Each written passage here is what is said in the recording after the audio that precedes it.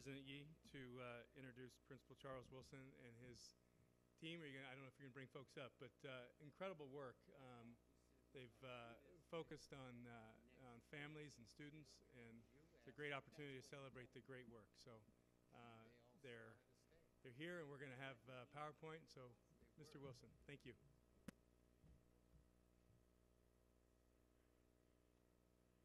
To present tonight, and I appreciate the patience that everyone's had to sit through this very important evening. I wanted to say that I see that we're all part of the district, and these are decisions that affect all of us.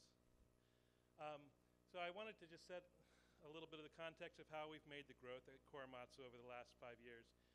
Right here you see some pictures of our children celebrating last year, January 30th, performing with the Reverend Jesse Jackson to celebrate. Thank you. I don't know how to use this. Okay, I'll figure it out. Celebrating the first Korematsu Day of Civil Rights and Civic Justice, first California day or any day in this country named for an Asian American. And so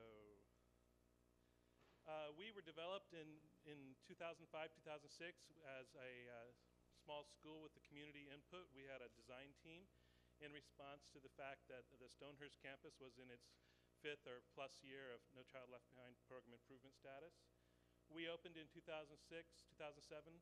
We did briefly re-enter program improvement status in 2008, but I am proud to announce that last year we exited program improvement after going into safe harbor status. Previously, we were a K through 5th school. We are now a pre-K through 5th. We are very happy to be working with the Child Development Center on our campus. Our enrollment is up about 20%. We're at actually 386 as of today. You can see that our population is very diverse. It reflects the neighborhood. We are 70% language learners. And I actually think that our free and reduced price lunch is higher than 95%. We just haven't counted for the last 2 years because we've been under Provision 2 status, where all children receive free meals and everybody's entitled to all of the benefits. Okay. So this is just an overview of where we have been, and I'm not very good with aiming the laser, but on the left-hand side is the language arts growth of our school over 3 years. You can see that 3 years ago, only 16% of our kids were proficient on the CST in language arts. It was absolutely not acceptable, and you can see that over 50% of our students were failing. In just 3 years, we have reversed that. We're now 41% proficient on the CST in language arts, and down to 22%. So we've reduced our failure rate by over 22 percentage points in 3 years.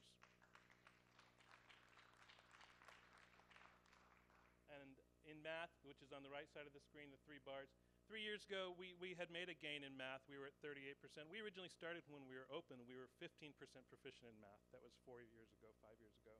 And now we're at 68%. I'm sorry. I should know these numbers by heart. And that 12% red on that last column, I should point out there's actually no students in far below basic in math. That's all kids in below basic. So we've taken what was previously a huge population in real need of intervention, and we've given that intervention to them. And our growth is also shared by our significant subgroups. So if you can see, this is our success rate on language arts. The growth over just 2 years, African American population has grown from 35 to 45. Latino population grew even greater than that in language arts, which we consider to be a really important accomplishment. We received an award from the district, thank you very much, for having the highest percentage of English learners moved into proficiency on the CST of any elementary school in Oakland, and we're very proud of that. Thank you. Actually, and then I also wanted to talk about the rate in math. We're doing very well in math. We can see that there is actually a bigger gain for our Latino population in proficiency in math than there was for our African American population. We're very aware of that, and we are taking steps to address and make sure that all of our groups are growing by the same standards. Big part of our success story has been not only the increase of success, of performance, high performance, but also the reduction of failure. So what you see here is our subgroups over the last 2 years in language arts. 35% of African Americans were failing 2 years ago. Now it's only down to 18%. Previously 47 to 24 in the Latino population. This is where we got the real traction, is by identifying the kids who are in the greatest need of help and providing that help in a really laser-like way. And then in math, we have, because we've been doing better, the numbers are a little less profound, but it's also important to know that we were just down to 12% failure rate in math. I wanted to go back a couple slides. I double-clicked, I'm sorry, to, I think there's a problem with the slide. But anyway, I'll just tell you what the slide was. We, in 4 years, have had 220 points of API growth. So we started at 568, and we are currently at 788. So we have come up a huge amount in 4 years. We're very proud of that, and I want to give my teachers a chance to talk about how they accomplished that. But what I really want to focus on the factors of how did we get there. We got there by having a consistent teaching staff. We really worked to keep the same teachers and grow as a community. The fact that leadership has not changed. I'm not going to blow my own horn except to say that I've been there for 6 years, which is actually an unusual accomplishment in many of our hardest schools that are facing the hardest challenges. We really have focused our coaching so that the instructional facilitator is really using data to help move teachers and help them improve their craft. We work on real collaboration. I attend every single PLC meeting that's held on campus, and it's my pride and joy. I enjoy doing it. It's actually the time I feel most like a principal is when I get to meet with every single teacher on my campus every week and hear where they are in their teaching. A big part of our work has been about our focus on social and emotional learning. School-wide daily use of the Caring Schools curriculum, Caring Schools community curriculum. And we have also spent a lot of resources, and we continue to provide resources around increased mental health services. Our children are suffering from chronic stress. The shooting that happened just this weekend was not very far from our school. Our children are, the two shootings that have happened on International where a 3-year-old was shot and a father was shot with his child, those are members of our immediate community.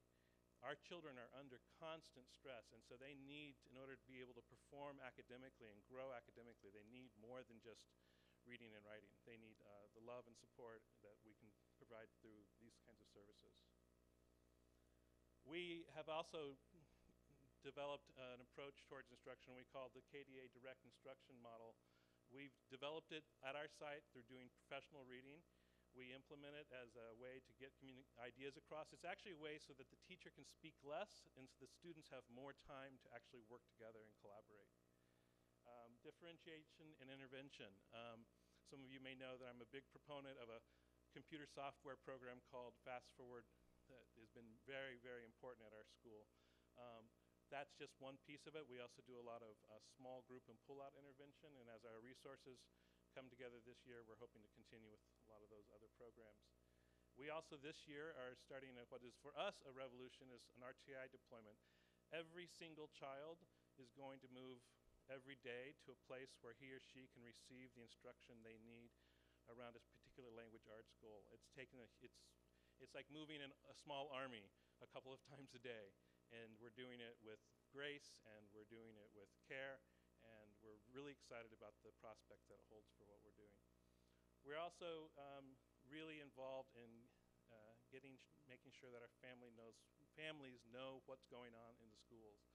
Our teachers give their parents progress reports every 2 weeks so that there are no surprises when report cards come. We make a huge effort to get 100% parent-teacher report card conferences done 3 times a year. It's a very important part of it. And finally, that leads to setting data, using data to set goals with families. Our kids all have goals. Right now, they're working on the scholarly habit of being curious. And so some of the goals are around that. Some of the goals are very personal about how I'm going to behave in class, how I'm going to be reading, how I'm going to ask questions. So we are just continuing this exploration where it's been overwhelmingly gratifying to see that the fruits of our efforts are paying off. I'd like to ask my teachers to talk briefly about one or two things that they think have led to our success.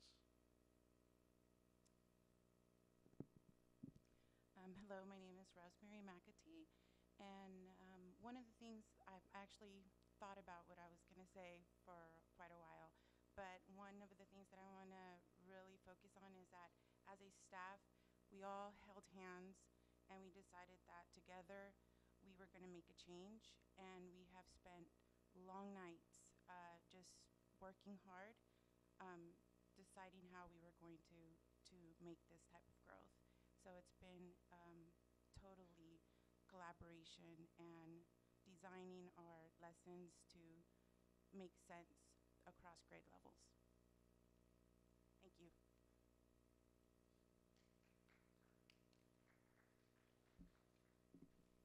Hi, my name's Aiko Keene, and one of the things that was mentioned up there that I think was a piece of our growth process is our participation in the Caring School Communities program.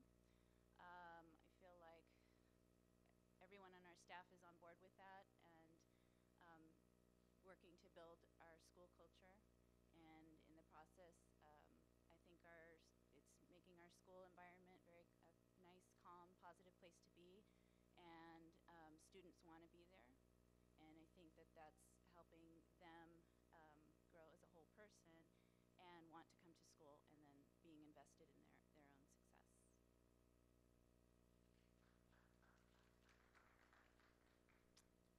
Hi, my name is Sarah Rachet. I have been at Korematsu since it started, and it has been an incredible journey watching my 5th grade students go from not being able to write a sentence, which was terrifying my first year, to watching them write paragraphs and being very articulate in what they said. And so our schools, it went through a lot of growing pains, and it's been amazing to watch the community grow around us. The staff has come together, the students, the families. And I've heard so much talk tonight about communities and how important it is, and I would think that's one of the things that's really helped our school become what it is the strong support that everybody gives in all different levels.